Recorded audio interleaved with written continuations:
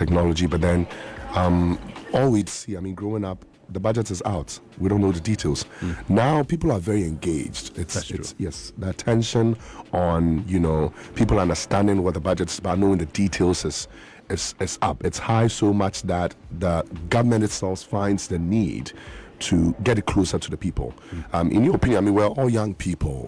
How important, or why is it important for the youth to engage in budget decisions, budget discussions in particular, and decision making when it comes to how we make the money and how we spend the money? Because young people are very interested in seeing their society, you know, advance. Yeah. In fact, young people have a higher stake in the society than anybody else.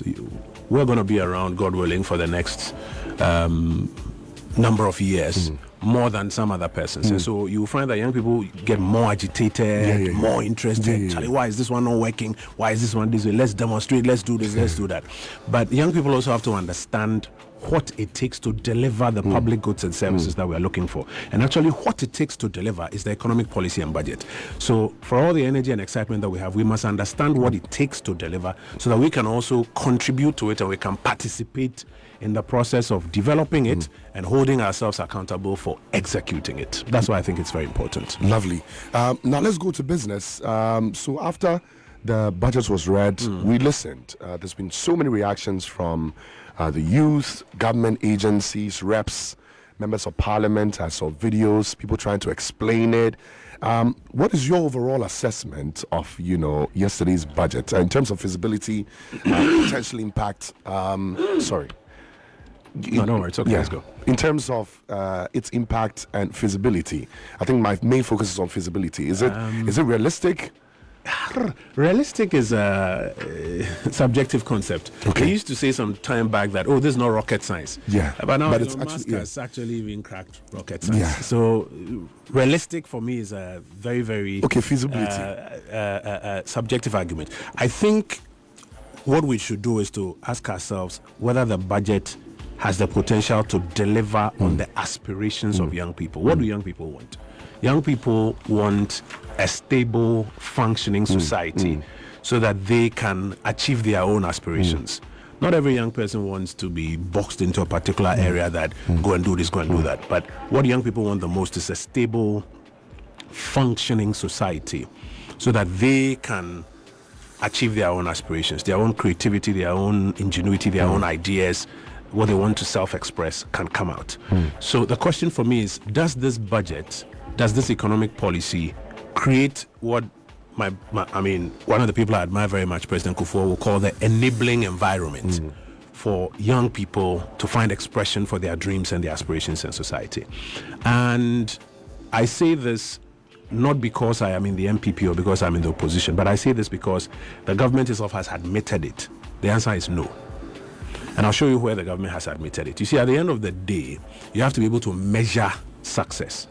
And that measure of success for me is what determines, are we getting closer to meeting the people's aspirations? So here at YFM, one of the ways by which you measure whether the company is flourishing is profit.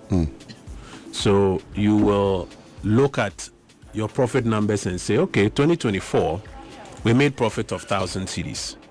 If we want to see whether or not this company is meeting the aspirations of the stakeholders, 2025, if for nothing at all, we should make something beyond that. If for nothing at all, we should even just keep the 1,000. Keep the 1,000. True? Yeah. So in economic terms, one of the major things we measure is growth. Okay. So growth is what measures year on year, how is this society functioning? How is this society expanding? How is it creating more opportunity for people to find jobs, to find self-expression?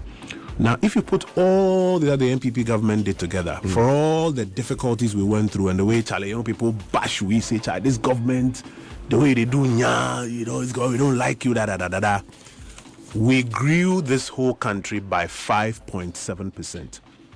So if you measure on a scale of 100, the statisticians measure and say that we moved this country forward by 5.7%. Yesterday, when the finance minister came to parliament, he says that for all their ideas and all the things that they want to do, when they put it together, they are going to retrogress to 4.4%.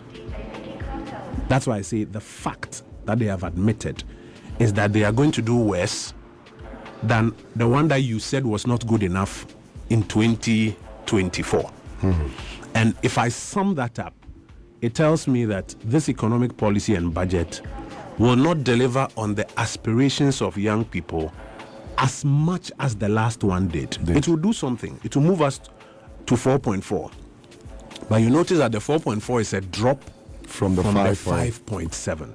And for me, that is the biggest measure that at the end of the day, if the last MD of YFM made profit of 1,000, and the new MD who said that, Charlie, that guy, no know the job, he be young guy, make we clear, make we bring a new team, did nice adverts, everything, see if jet. The way he come the interview, shudder, everybody like him, say, this guy be cool guy. We give him the job. He says that the 1,000 profit the last MD did, he can't do 1,000. He's going to do 800.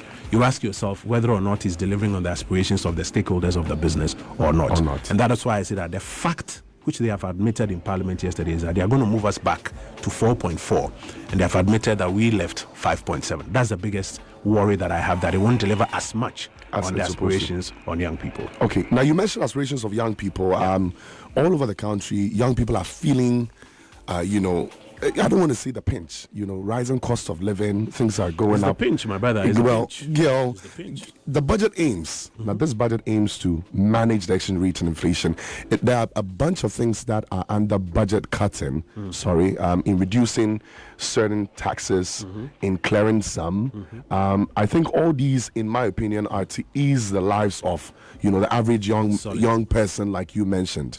Don't you think it's a good sacrifice to have the figures drop from 5.1 like you mentioned? Because obviously if we're going to ease things and not make it very tight and strict, doesn't that mean we're going to lose a bit of what we are supposed to make in terms of profit like you mentioned? Isn't that a right step? So in economics, what happens is that when you loosen things, it's supposed to rather make it easier for people to function so that they grow faster. So when I refer to President Kufuor and what he called the enabling environment, the enabling environment are the things around us, the taxes, all of those constraints, regulations, etc. When you deregulate or when you loosen things, what it's supposed to do is that it's supposed to make it easier for people to produce more, do more, self-express, and therefore grow more, not rather grow less. Actually, economics shows that when you pile up taxes and you constrain people and you are trying to overregulate, shall I make everybody sleep at 8 p.m. because there's curfew here, growth doesn't function. Whenever you people can't express, people can't function, creativity doesn't go on, so people don't go for it. So let me give you an example. When President Mahama was leaving power in 2016, because of the constraints and the difficulties, remember there was high levels of doomsday. So people couldn't even get electricity to do their own business. That's when people were doing demonstration, doomstorm must stop and all of those ones.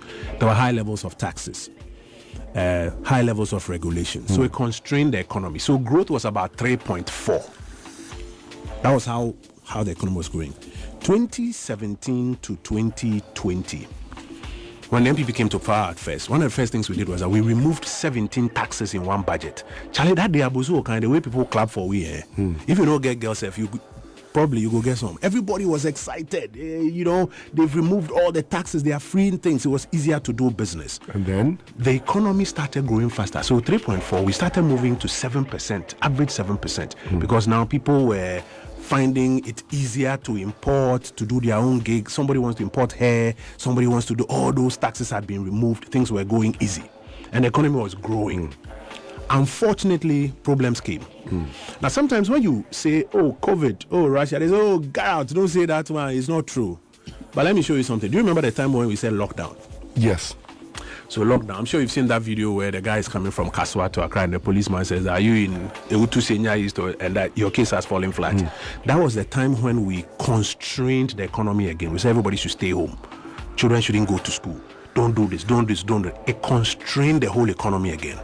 And so the economy that was growing now at 7% year on year, that's the speed at which it was moving. It now came to less than 1%. So if you look at 2020, growth came down to about 0.9. And once growth came down, you see, government, I told you earlier that government is not rich. Government doesn't have money. They spend the money they make. Government spends the money they tax and they borrow. And then they borrow. So what ended up happening was that government now, in the COVID period, Having spent, Charlie, free water, come for it, free electricity. For the it was all expenditure. Government didn't have the money because you had constrained the economy. Nobody was really working and making much money. So taxes were not coming. And I told you that there are two ways government makes money. You either tax or you do what? You borrow. So when government constrained the economy and the revenues were not coming, what government had to do was to borrow. Okay. So government borrowed, like Trump would say, bigly to sustain the expenditure. And then when we went out of COVID by the following year, government said, now to pay back the borrowing, I have to introduce some taxes. So government, for example, brought a tax called COVID tax. COVID tax. People say, but COVID is gone, why are we paying tax? It's because we had borrowed heavily and we had to go and pay back. So we introduced COVID tax, we introduced e-levy, we introduced betting tax, we introduced some taxes to try and it started constraining the economy some more. So growth was struggling. The economy, the pinch that you were talking about, people were not feeling it. By 2023 to 2024, we're now beginning to pick up. We're now servicing all of those loans we are taking and things are now beginning to open up a bit. It is that one that now the statistical service says that, by 2024 December, the economy had picked up a bounce again. It was now opening up again at 5.7. And that's why Bawumia said earlier that if he comes to power in 2025, he doesn't need those taxes anymore. He can scrap it. The economy will feel freer and we can go faster. So those interventions constrain the economy. And now what you're expecting will happen in this new budget is that they will remove those constraints so that we can function better. The problem is that in this budget, they have actually removed two tax